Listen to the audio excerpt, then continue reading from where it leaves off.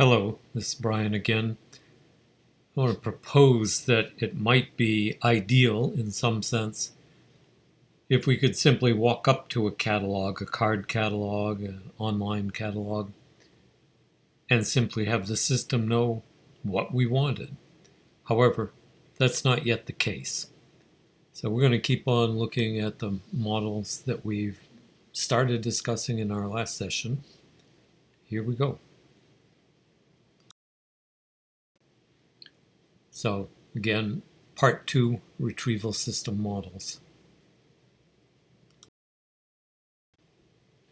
When we step beyond the simple model of manila folders in a file cabinet, we step into libraries. And just to keep eye candy on the screen, here's a picture of a library near my hometown in New Hampshire. This little library was started in 1793, updated in 1980. It just seemed like it's been around long enough, so we'd put it up on the screen. Here we go. A more complex system presents itself when we see this. This is what one used to see walking into either a small library or to a section of a larger library. Lovely pieces of furniture, often gorgeous oak woodwork, holding lots of drawers, and each drawer holding lots and lots and lots of 3-inch by 5-inch cards with data about the documents in the collection.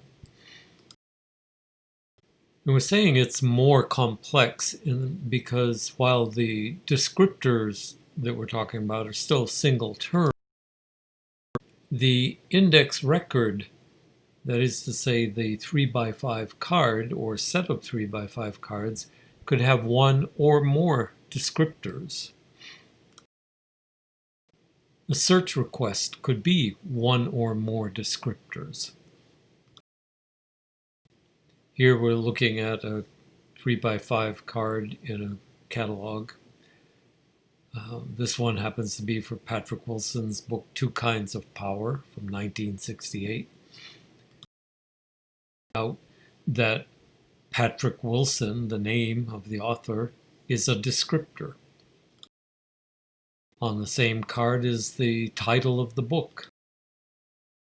There's also the Library of Congress classification number.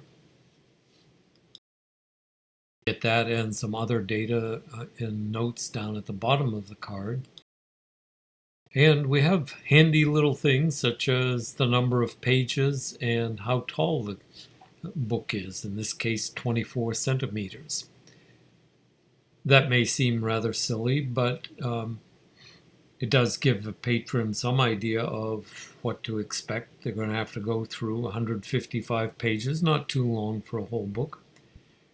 And while it's usually nothing a patron needs to know, the height of the book, the 24 centimeters in this case, I do have a friend who a couple of decades ago had the opportunity to design a brand new branch library in a large city.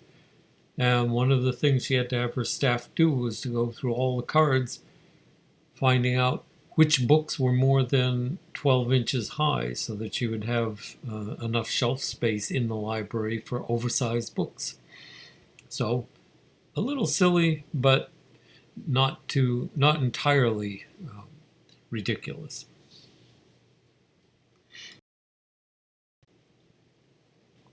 The retrieval status value for any document in the collection is simply yes or no.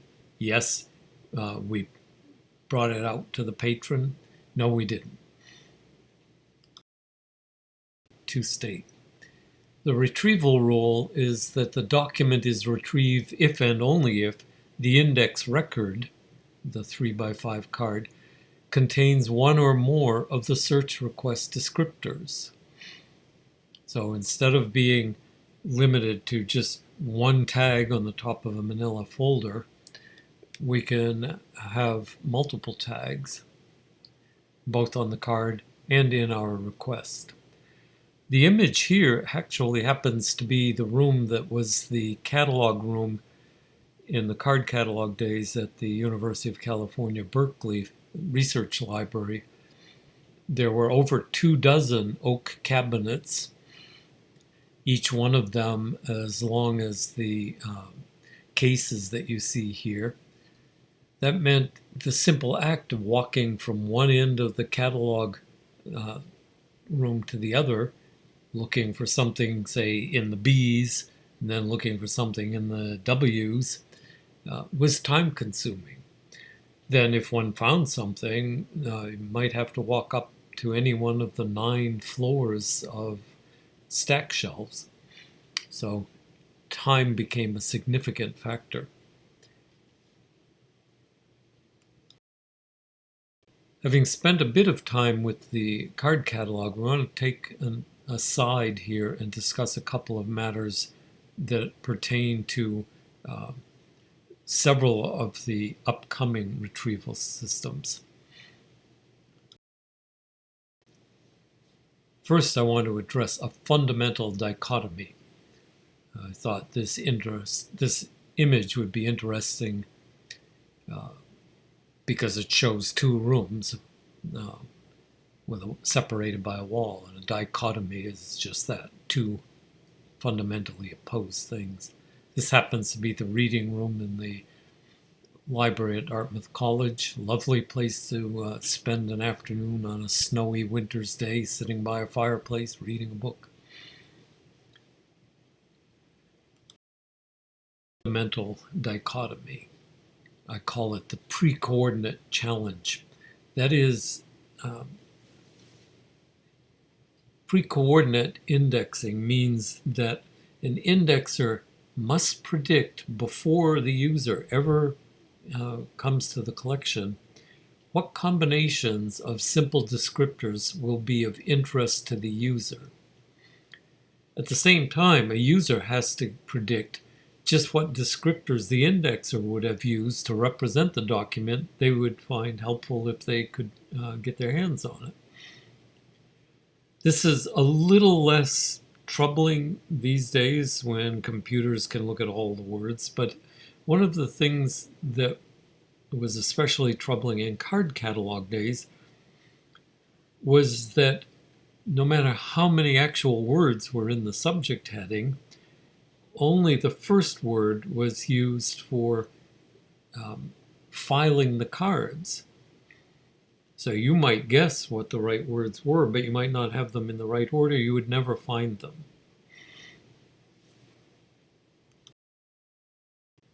My friend Cliff Stoll wrote a book on a set of events that he investigated back in the 1980s. What seemed like a trivial error in billing for university computing resources turned into an international espionage case. So here's the cover of the book. Actually, this is the cover of the most recent edition of it. Remind you again, the pre-coordinate indexer. The indexer has to come up with some combination of simple terms into a complex term, a Library of Congress subject, for example. And a searcher has to guess what combination would have been put on there by the indexer.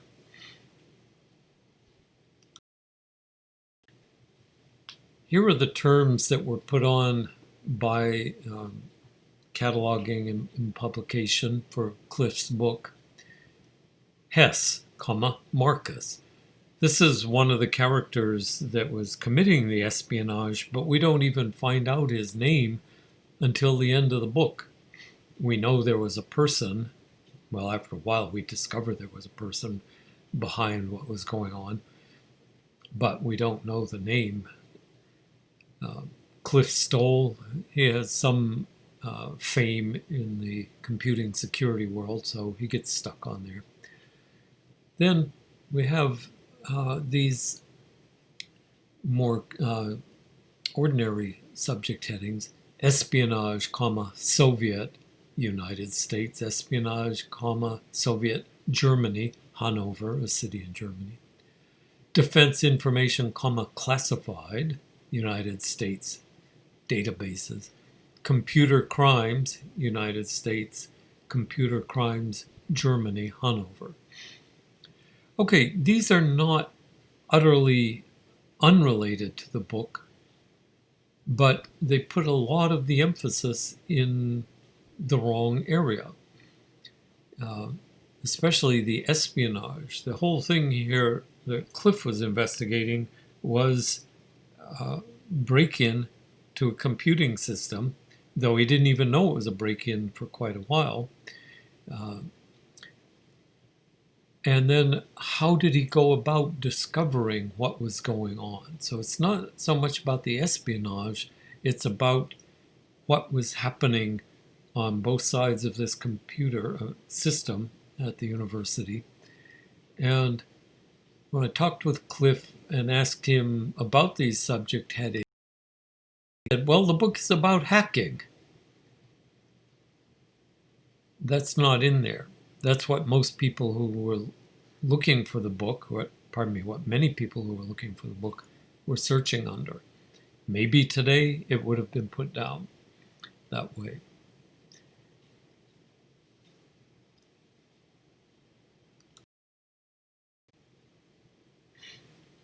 I want to present one more book. It's the cover to a book I did with Howard Graysdorf on collections of photographs and what we might think about when thinking about those collections. This is one of the subject headings that was put on for cataloging and publication. This is 5 terms: information, storage, retrieval, systems, photography, put into a particular arrangement.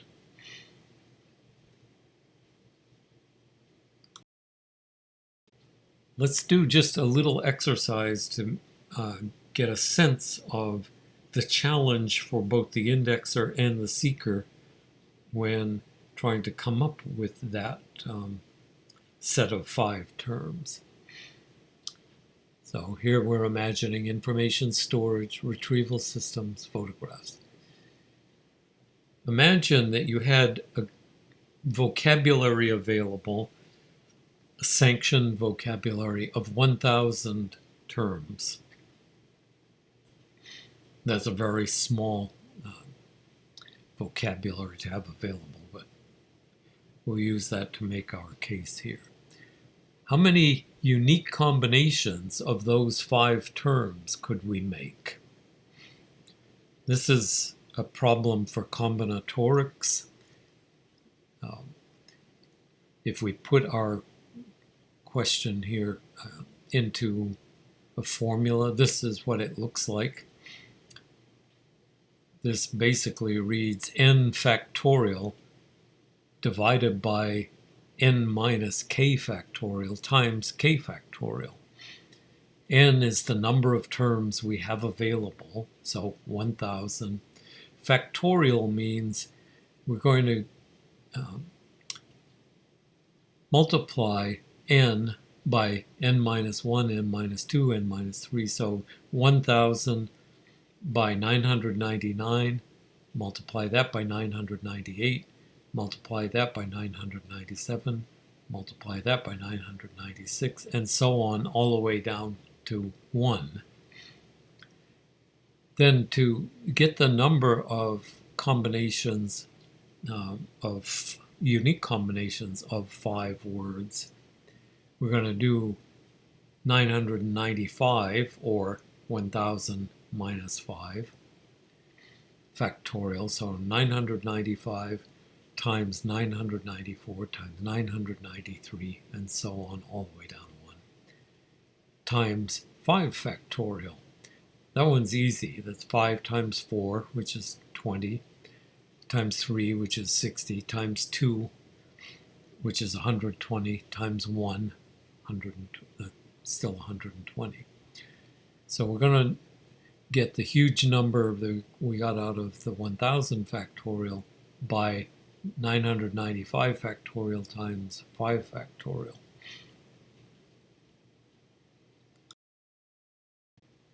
Okay, here's 1000 factorial. This is the product of all that multiplication. This is one single number.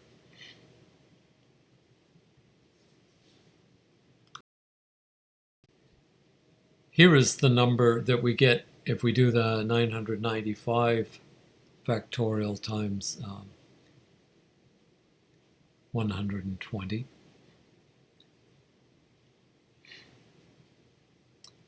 So what do we get when we divide our first number by our second number? We get a number that's in not just the hundreds, not just the thousands, not just the millions, not just the billions, but 8,250,291,200. Pardon me. 200, let's start that over again. 8,250,291,250,000. That's a lot of possible combinations. Most of those would be silly, not useful. Oh, nobody would ever ask for that. That has nothing to do with this book. But it gives us an idea that this is not just a simple matter.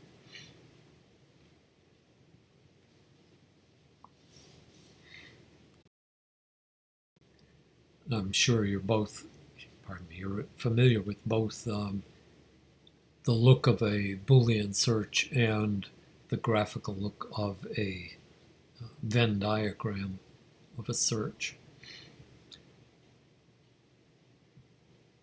We see here not the only possible logical expressions, but these are the primary ones that end up in searching: A and B, A or B, A not B. The familiar Venn diagram in which you have overlapping shapes, usually circles, but not necessarily circles. Each circle represents some quantity. In this case, we might be looking for documents on things that fly, and we might be looking for things that are alive, and hoping that we'd find stuff that's about things that are alive and fly. Airplanes fly, but arguably are not alive. There are a lot of things that are alive that don't fly. The overlap of things that fly and things that are alive is what we would be interested in. Let's return for a moment to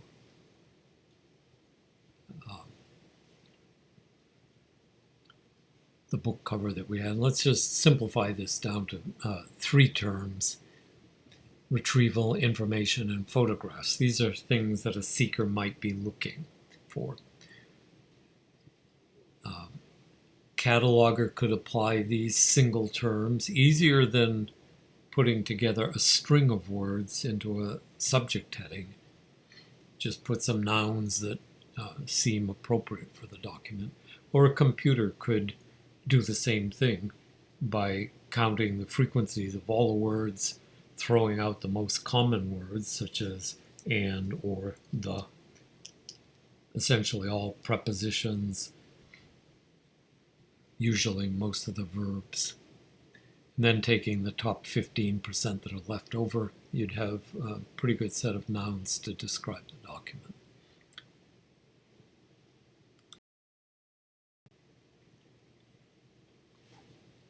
This is the general look of what one would see in a three-term expression for a search. We have the whole collection of relevant documents, potentially relevant documents. And then we have a circle representing each of the terms that we're going to apply. So we might have here we're looking for retrieval, information, photographs. And as a seeker, I don't have to predict what order a cataloger put them in. I can just say, these are the 3 words I'm looking for, and the little part that overlaps are the documents that should at least be a starting ground for what kind of document I'm looking for. It's not a guarantee that all those documents will be perfectly appropriate, but then it's seldom the case that human cataloging of the pre-coordinate type presents all and only relevant, truly relevant documents.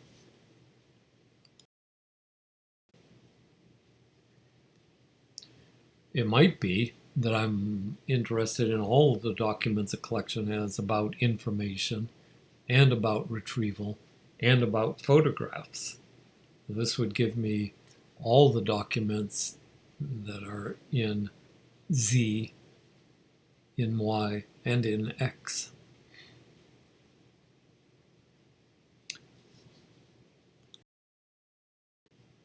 So our retrieval rule for Boolean searching of the first sort, for A and B, a document is retrieved if and only if the document would have been retrieved by A and the document would have been retrieved by B. So it has been retrievable both by A and by B. That's why we have usually the smaller overlap. And yes, I see that I left out retrieved by.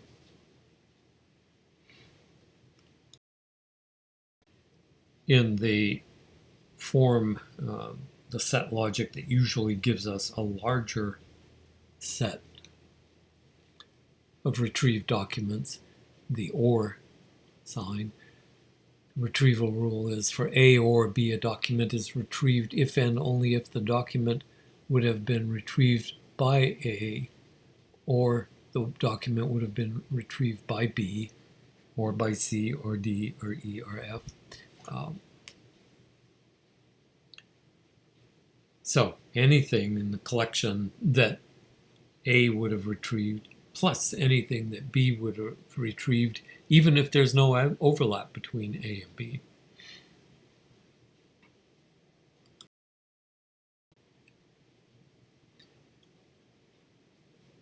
Not is a way of saying I want A or I want A and B, but I really don't want some part of that.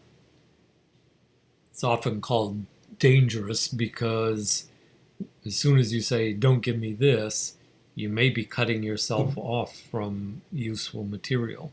But you may very well know what you don't want.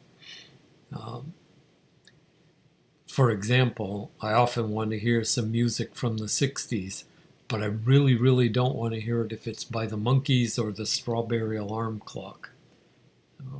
Never liked them in the 60s, don't like them now. Not to be too dogmatic.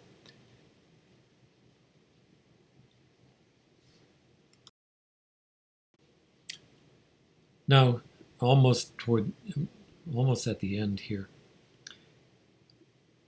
Precision and recall is a set of terms you've probably heard if you've had any other courses in information science. They have long been used as ways of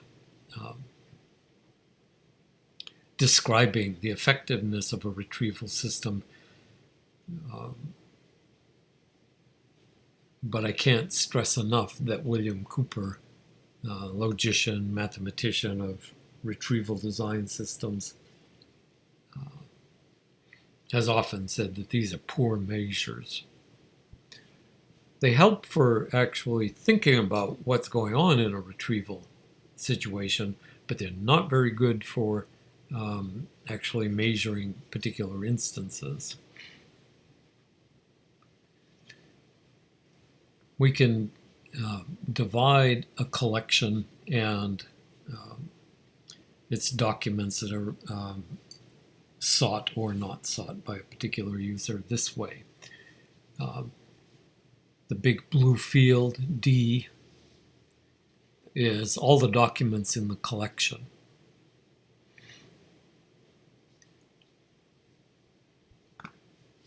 The documents that are retrieved, that are relevant, we're going to make A. So here we have the relevant documents, pardon me, here we have all the documents. Here we have relevant documents in C.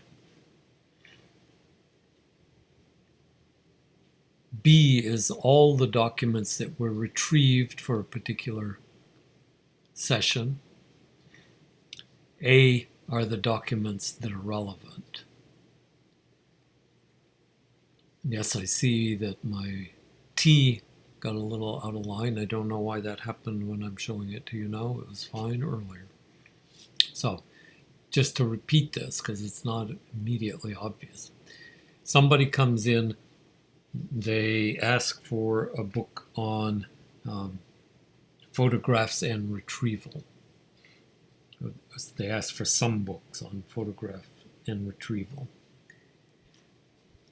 In a library of almost any size, there are going to be a whole bunch of books that aren't at all about photographs or retrieval. So the system, whether it's a librarian, it's a computer that's walking around and checking out Library of Congress classification numbers. I'm sorry. We end up getting 10 documents in our hands. So all those documents that are in our hands are the yellow circle, the whole yellow circle.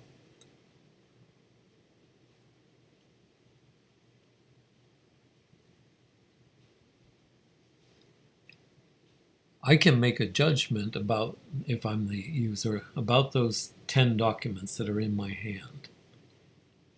And I'm going to say, okay, 7 of these are actually pretty close to what I thought I wanted. So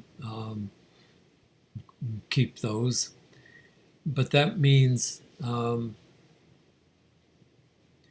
there were some that were retrieved, but they're not relevant to me. 3 out of the 10. There's also this other idea that all the relevant documents are sitting out over here, but for some reason they weren't retrieved. The usual reason is that they weren't given the subject heading that I guessed. There are other reasons. There could have been mistakes in the labeling. Somebody could have just said, oh, I've got 10, that's enough for now. So we have here the possibilities of a matrix. The little overlap in the middle, A, are those documents that were put in the user's hands and are judged relevant. So that's the best stuff that a user gets in a search. There may have been, and we don't know, a lot of other documents that weren't retrieved. That's C. They were relevant but not retrieved. As I suggested before, maybe I only liked 7 out of 10, so there were some retrieved documents that weren't relevant. So that's B. That's what's outside of the overlap. And then there are the documents that are all the rest of the documents in the collection, the D, those are not relevant and they were properly not retrieved. This actually leads to a possibility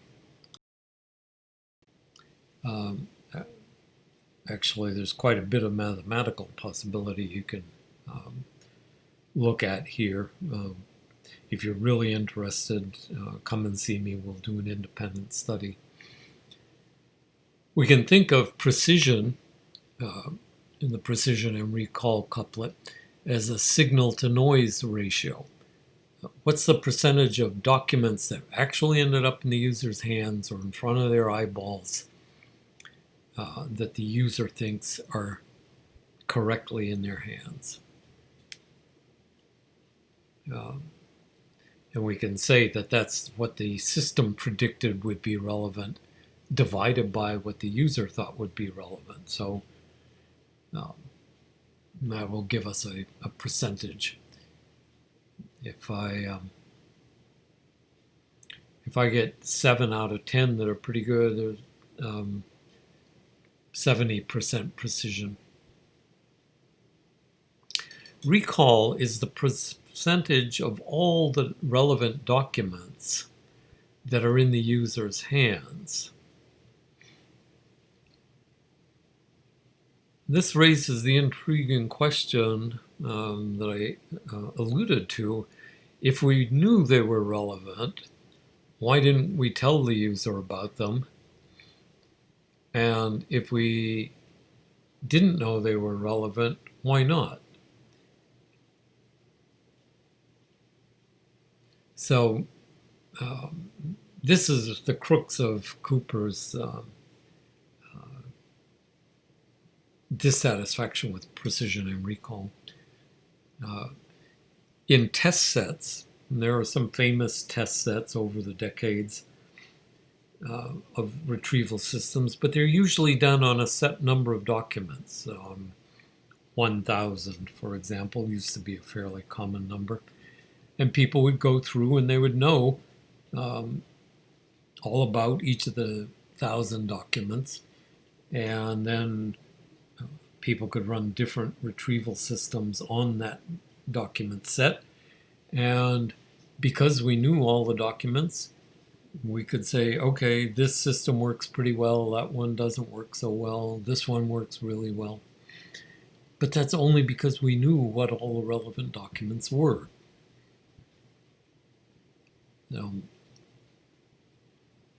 That said, I want to reiterate, these aren't totally useless concepts because they do force us to think about what the system predicts versus what's in the user's hands. What might be in the system that would work, what might not be in the system, well, we don't know. So we have ways to anchor our thinking, but to use them as actual metrics has not been shown to be particularly useful. So we can say that precision and recall express the filtering ability of it, the filtering ability of the retrieval system. Precision and recall tend to be inversely related. That means if you want to put just documents that are going to really work for the patron in their hands, you're going to probably you're going to cast a narrow net. You're going to probably miss things that might have been useful. On the other hand, if you're trying to make sure that you're getting everything that's useful, you're going to get a bunch of garbage along with the useful stuff. Throw a very wide net.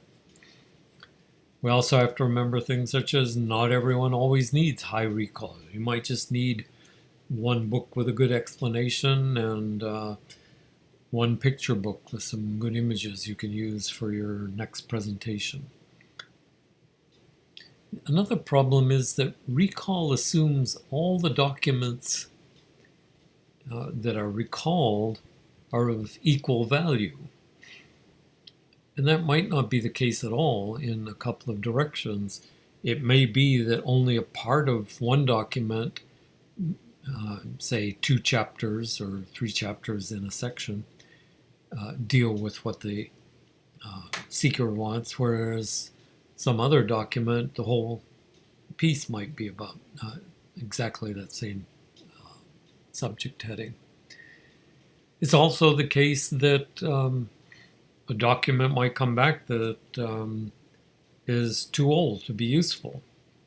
An astronomy book from 1952 might not be of use to anybody other than somebody who's interested in history of science.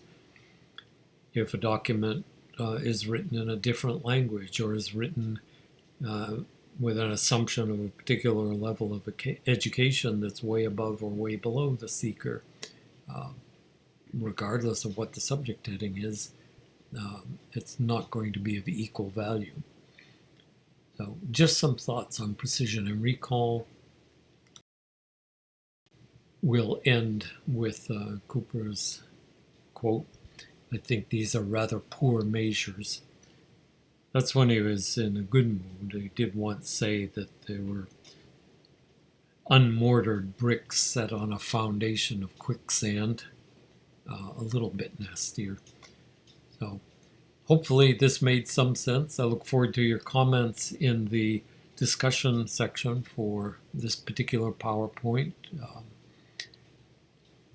I know it's a lot of stuff to get, like drinking from a fire hose. Hopefully it'll help make some sense about some points. Let me know. Thank you.